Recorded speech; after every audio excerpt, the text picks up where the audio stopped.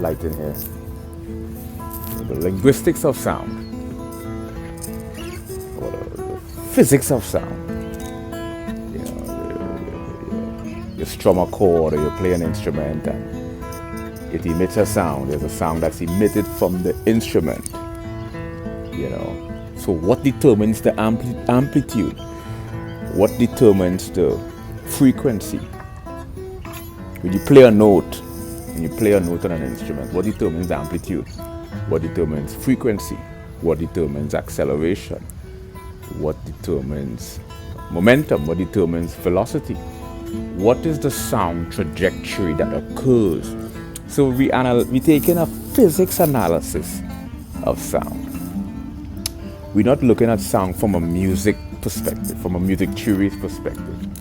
Because if you look at sound from a musical perspective, you have to get into the chromatic scales, the diatonic scales. Primarily the diatonic scales was extracted from the chromatic scale.